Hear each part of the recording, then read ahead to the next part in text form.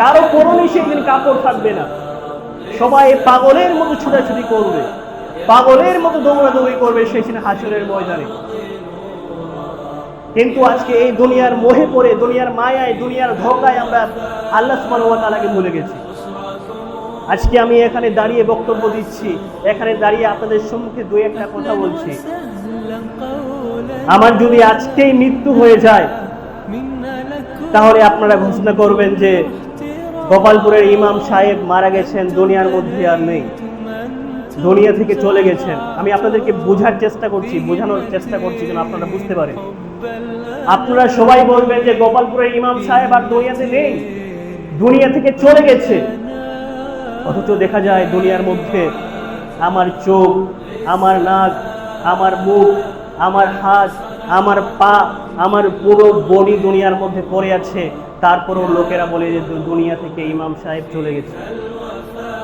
তারপরেও এই বাক্য উচ্চারণ করে, তার মানে এতক্ষণ যাবত যে আমি আপনাদের সম্মুখে কথা বলছিলাম, এতক্ষণ যাবত যে আপনাদের সঙ্গে কথা বলতে পারছিলাম, তো আমাকে পাওয়ার দিচ্ছিল এই রূহ। তো এই রূহ মৃত্যুর পরে যেখানে যাবে সেখানে হিসাব হবে। সেখানে যদি ভালো আমল আমার হয়ে থাকে সেখানে আমাকে ভালো জায়গায় রাখা হবে, যদি ভালো আমল না হয়ে থাকে তাহলে সে মতো জায়গায় আমাকে রাখা হবে। অতএব বিচার সত্য, অতএব জান্নাত সত্য, জাহান্নাম সত্য। আজও সময় আছে, পৃথিবীর মধ্যে আমরা যতদিন বেঁচে থাকব সব সময় আল্লাহর ইবাদত করব।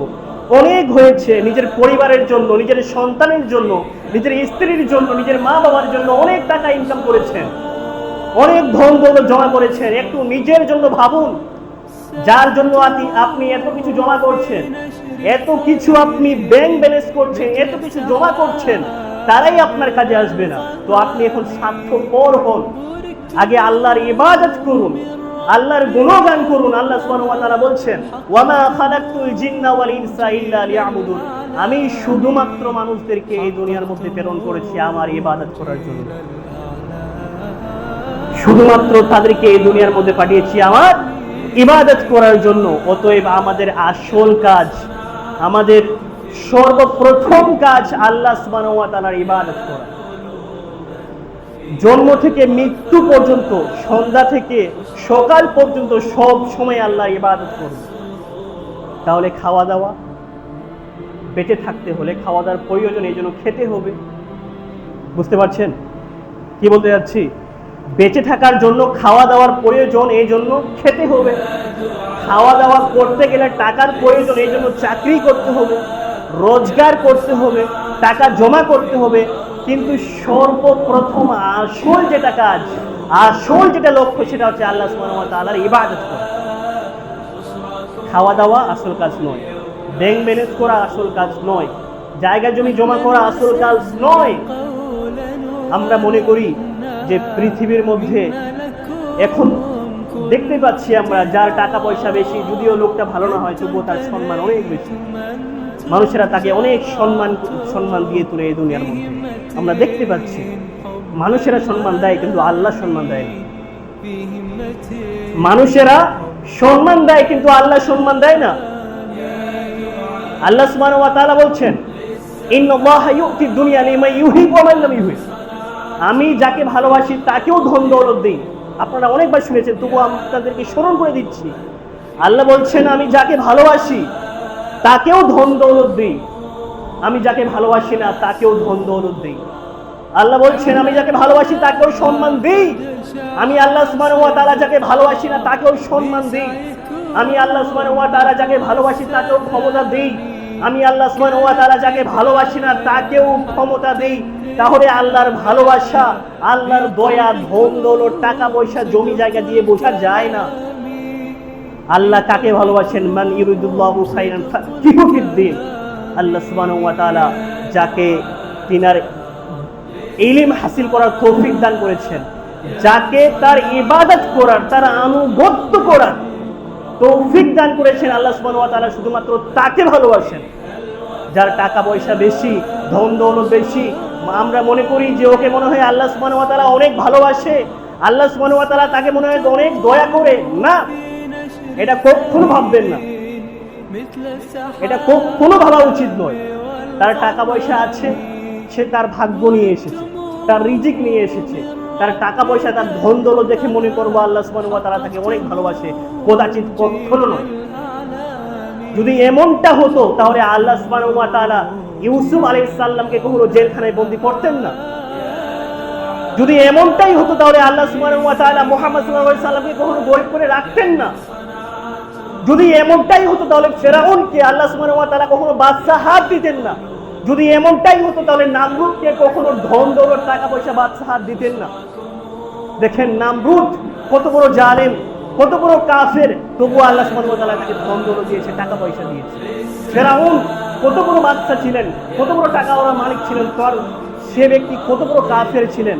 আল্লাহ সুবহানাহু ওয়া তাআলা ফেরাউনের মতো আর কোনো জাতিকে এই দুনিয়ার মধ্যে পাঠাবেন না। যদি আমরা মনে করি টাকা পয়সা আছে তো আল্লাহর ভালোবাসা আছে, টাকা পয়সা নেই তো আল্লাহর ভালোবাসা নেই, এটা পশ্চিম কালেও ঠিক নয়, এটা কখনো ঠিক নয়।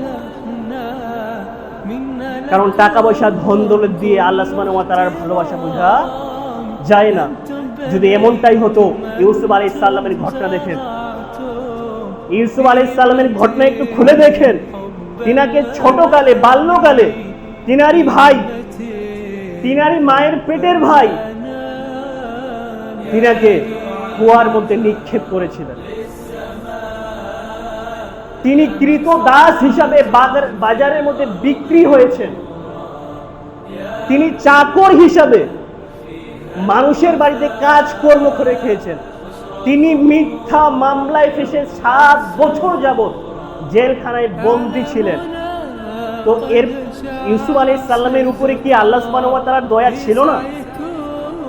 আল্লাহ তাআলার দয়া যদি আমরা ইউসুফ আলাইহিস সালামের কাছে দেখতে চাই তাহলে সব থেকে বড় দয়া আল্লাহ সুবহানাহু ওয়া তাআলা ইউসুফ আলাইহিস সালামকে জেনার মতো বড় কাজ থেকে, বড় গুনাহ থেকে ইউসুফ আলাইহিস সালামকে আল্লাহ সুবহানাহু ওয়া তাআলা দূরে রেখেছেন। ইউসুফ আর জুলেখার কাহিনী আমরা জানি না? তো এই যে জুলেখা একটা ফাঁদ পাতলেন, তো এই যে একটা জেনার, সংক্ষেপে বলছি, এই জেনার মতো একটা বড় পাপের জায়গা থেকে আল্লাহ সুবহানাহু ওয়া তাআলা ইউসুফ আলাইহিস সালামকে বাঁচিয়ে রেখেছেন। এই যে একটা আল্লাহর দয়া, এই যে একটা আল্লাহ তাআলার রহমত, সব থেকে বেশি। টাকা পয়সা আছে তার মধ্যে মনে করবো যে আল্লাহ সুবহানাহু ওয়া তাআলার ভালোবাসা আছে, কখনো নয়। যার উপর যাকাত ফরজ হয়েছে তার উপর ফরজ, এই জিনিসটা বুঝেন। সে টাকা পয়সা মাদ্রাসায় দেয়, ফকির মিসকিনকে দেয়, তো সে ব্যক্তি অনেক দয়ালু, এটা নয়, এটা বুঝেন ফরজ, মানে সে বাধ্য দিতে হবে, ফরজ হয়ে গেছে তার উপরে। যে ব্যক্তি হজ করে টাকা পয়সা আছে মনে করবো যে অনেক দয়ালু, সে হজ করেছে, নয়, কদাচিৎ কখনো তার টাকা পয়সা আছে, তার উপর ফরজ হয়ে গেছে বলেই তাকে করতে হয়েছে, না করলে সে বিপদে পড়ত, তাকে করতেই হবে, বাধ্য, ফরজ। এটা আমরা বুঝি না, এগুলো আমরা কখনো মাথায় উঠাই না যে আল্লাহ সুবহানাহু ওয়া তাআলা আমাদেরকে কেমন ভাবে ভালোবাসেন। আসলে আমরা যে আল্লাহ সুবহানাহু ওয়া তাআলার ইবাদত করি, আল্লাহ সুবহানাহু ওয়া তাআলার গুণগান গাই, আল্লাহ সুবহানাহু ওয়া তাআলার 5 পয়সাও যায় আসে, আমাদেরই ফায়দা। আল্লাহ সুবহানাহু ওয়া তাআলা বলছেন, যে ব্যক্তি ফজরের সালাত আদায় করবে, আমি আল্লাহ সুবহানাহু ওয়া তাআলা তার সুরক্ষার জন্য গোটা দিনের সুরক্ষার জন্য আল্লাহ সুবহানাহু ওয়া তাআলা দায়িত্ব নিয়ে নিলেন। তাহলে ফায়দা কার? আপনি আমি ফজরের নামাজ পড়ছি, তো আল্লাহ সুবহানাহু ওয়া তাআলা আপনার আমার সুরক্ষার জন্য দায়িত্ব নিলেন, তো আল্লাহর ফায়দা না আমার ফায়দা? কার ফায়দা? আল্লাহর ফায়দা না আমার ফায়দা? আমার ফায়দা। যেমন ইউনুস আলাইহিস সালাম, তিনি যখন মাছের পেটে ছিলেন, তিনাকে যখন মাছ খেয়ে ফেলেছিলেন, মাছের পেটে তিনি যখন ছিলেন, তিনি বলছিলেন যে লা ইলাহা ইল্লা আনতা সুবহানাকা ইন্নী কুনতু মিনাজ জালিমিন। তো আল্লাহ সুবহানাহু ওয়া তাআলা বলছেন, যদি ইউনুস আলাইহিস সালাম এই দোয়াটা না পড়তো তাহলে কিয়ামত পর্যন্ত আল্লাহ সুবহানাহু ওয়া তাআলা ইউনুস আলাইহিস সালামকে মাছের পেটে বন্দী করে রাখতেন। তাহলে যে ইউনুস আলাইহিস সালাম এই দোয়াটা পড়লেন, তো ফায়দা কার হলো? সে দোয়াটা পড়লেন তো মাছের পেট থেকে মুক্তি পেলেন, দোয়াটা পড়তেন না তো মাছের পেট থেকে মুক্তি পেতেন না, তো আল্লাহর ফায়দা না ইউনুস আলাইহিস সালামের ফায়দা? কার হলো? মানুষের ফায়দা হলো না আল্লাহর ফায়দা হলো? বুঝতে পারছেন কি আমি কি বলতে যাচ্ছি? তো আপনি দিন রাত ইবাদত করবেন, এটা আপনারই ফায়দা, আল্লাহ সুবহানাহু ওয়া তাআলার ফায়দা নয়। আল্লাহ আপনার উপর দয়া করবে, আল্লাহ আপনার উপর রহমত নাযিল করবে। আমরা আল্লাহর রহমতকে ধরবো। একটা ইনকাম আলাদা জিনিস আর বরকত আলাদা জিনিস। ব্যাংক ব্যালেন্স অনেক আছে কিন্তু বরকত নেই, কি হবে?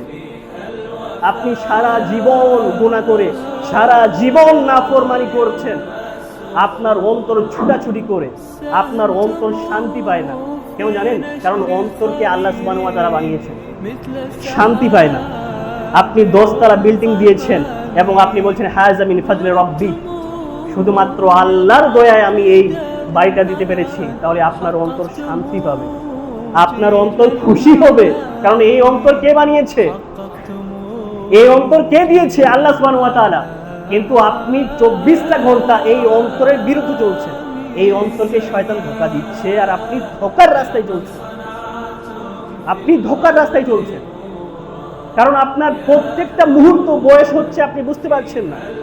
মানুষ নিজের বয়সকে ছুপানোর জন্য দেখবেন যে দাড়ির মধ্যে কলপ করে, চুলের মধ্যে কলপ করে, অথচ তবুও তার বয়স ছুটে থাকে না, সে তার বয়স হয়েই যায়।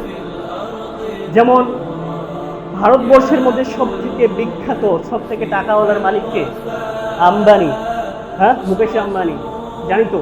তো তিনি আর ওয়াইফ নীতা আম্বানি, তো তিনি এক বোতল, জানা যায় যে এক বোতল গোল্ড ওয়াটার খেয়েছেন। আমি আপনাদেরকে বোঝানোর জন্য বলছি, বাকি বলতাম না। তো এক বোতল গোল্ড ওয়াটার খেয়েছেন, যার প্রাইস হচ্ছে $60,000।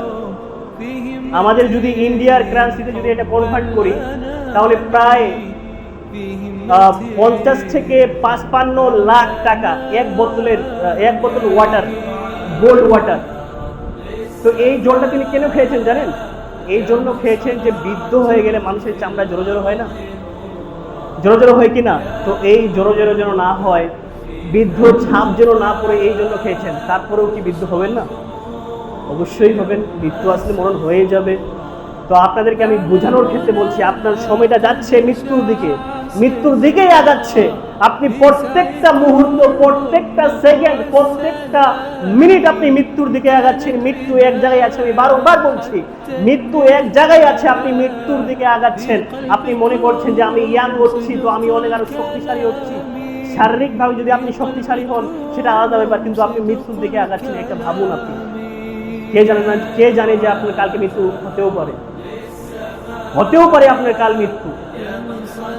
আজকে আপনি অনেক টাকা পয়সার মালিক, অনেক ধন দৌলতের মালিক, অনেক জমি জায়গার মালিক, আপনার রাতে 11:30 থেকে 12:30 মধ্যে মৃত্যু হয়ে গেল।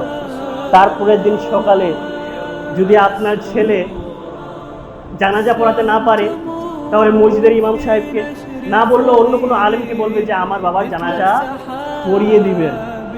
তো জানাজা পড়ার আগে আগে কাফন হয় না? তো কাফনের মধ্যে কোনো পকেট থাকে? তার ছেলে কি কখনো বলে যে আমার বাবা তো এত টাকা পয়সার মালিক, এত বড় বিল্ডিং করে দিয়েছেন, এত টাকা ওরার মালিক, তো আমার বাবা মৃত্যু হয়ে গেল, এর সঙ্গে সঙ্গে আমি 2 বিঘা জমি লিখে দিলাম, এই জমিটা কেউ আর ব্যবহার করবে না? করে কি আপনার ছেলে এমনটা করে? এমনটা কি করে পৃথিবীর মানুষ? করে না। কিন্তু আমরা ধোঁকায় পড়ে আছি। এই যে আমি বলেছিলাম যে আল হাকুমুত তাকাসুর, আমরা ধোঁকায় পড়ে থাকি। কতদিন পর্যন্ত?